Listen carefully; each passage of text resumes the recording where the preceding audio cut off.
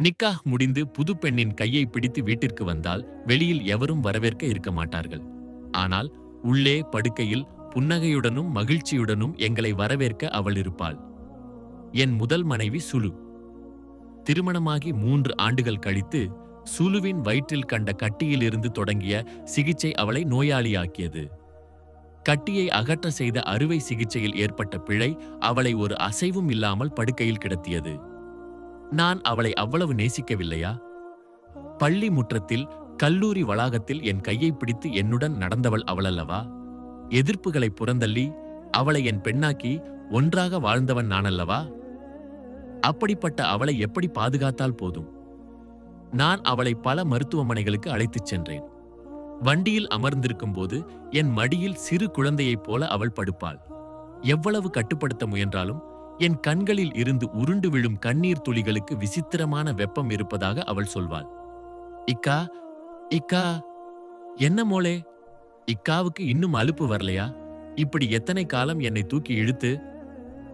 நீ எனக்கு பதிலாக இருந்தால் நீ என்னை அழுத்து விடுவாயா சுலு? இருந்தாலும் இக்கா. அவள் கண்களில் இருந்து வழிந்த கண்ணீரை நான் துடைத்தேன். இக்காவோட சுலு ஏன் அழறா? நான் இருக்கேனே, எப்பவும் உன்னோட. நான் போதாதா உனக்கு கூட்டுக்கு? அவள் என் கையை இறுக்கமாக பிடித்து, போதும் இக்கா, என் இக்கா மட்டும் போதும், இங்கேயும் எங்கேயும்.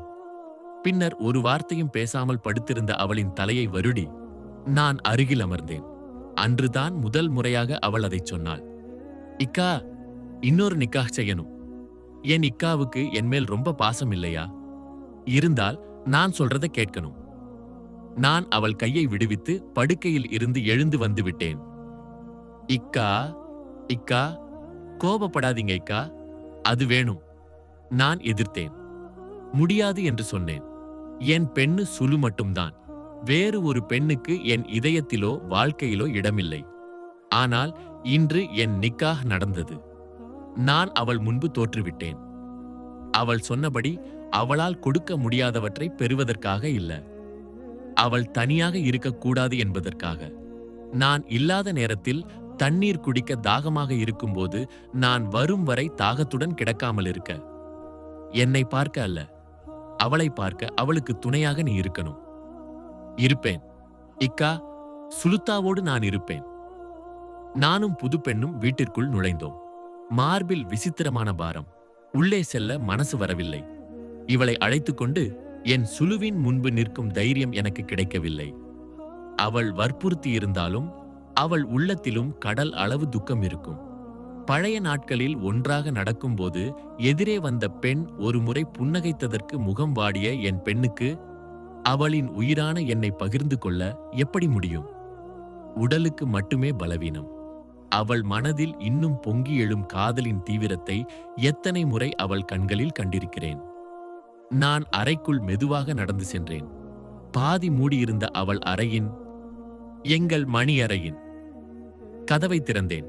சுலு உறங்கிக் கொண்டிருந்தாள். நானும் புது பெண்ணும் அவள் படுக்கையின் அருகில் அமர்ந்தோம். இவள்தான் என் உயிர். நீ எப்பவும் அவளோடு இருக்கணும். அவள் எனக்கு துணையாக இருக்கவே 2வது திருமணம் செய்யச் சொன்னாள். ஆனால் நான் உன்னை அழைத்து வந்தது என்னை விட அவளுக்கு அதிகமாக துணையாக இருக்கவே. நானும் ஒரு பெண்ணல்லவா இக்கா? ஈக்காவுக்கு இந்த இத்தாவோடு இருக்கும் அன்பை அறிந்து கொண்டுதான் இந்த திருமணத்துக்கு சம்மதித்தேன். நிக்காஹ் முடிந்து யாரும் என்னுடன் வர வேண்டாம் என்று என் வீட்டாரிடம் சொன்னதும் நான் தான். நான் சுலுவின் கையை எடுத்து அவள் கையில் வைக்க வேண்டி சுலுவின் கையை பிடித்தேன். விசித்திரமான குளிர்ச்சி அவள் கைகளில். அப்போதுதான் அதை பார்த்தேன். அவள் உதடுகளின் ஓரங்களில் வழியும் இரத்தம். என் உடலெங்கும் உரைப்பு பரவியது. எங்களை வரவேற்க அவள் இங்கே இருப்பாள் என்று நம்பினேன். ஆனால் அவள் என்னை ஏமாற்றிவிட்டாள். நாங்கள் வருவதற்கு முன்பே அவள் போய்விட்டாள். நீ சொன்னதாலதானே மோளே?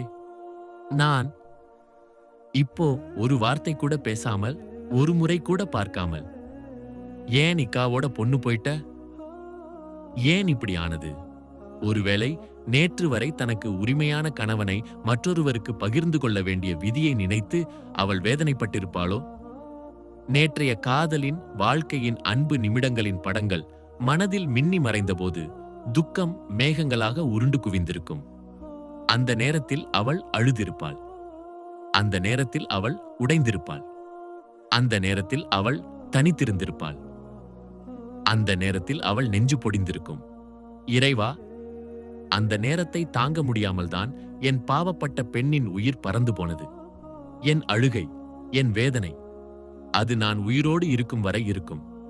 பல ஆண்டுகள் கடந்தாலும் இப்போதும் அவள் ஒரு நிழலாக என்னுடன் இருக்கிறாள்.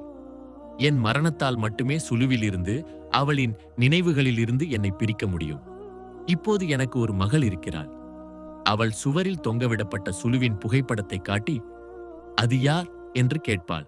அந்த நேரத்தில் நான் அந்த புகைப்படத்தை எடுத்து அவள் கையில் கொடுப்பேன். பின்னர் அவளிடம் சொல்வேன், அதுவும் மோளோட அம்மாவாக்கும். என் மோளுக்கு 2 அம்மா இருக்காங்க. மகள் அந்த புகைப்படத்தில் முகத்தை அழுத்தி முத்தமிடும்போது என் பின்னால் இருந்து சுலு அழைப்பது போல தோன்றும். இக்கா, இக்கா, நான் எங்கும் போகவில்லை. இக்காவோட நெஞ்சுக்குள்ளேயே இருக்கேன்.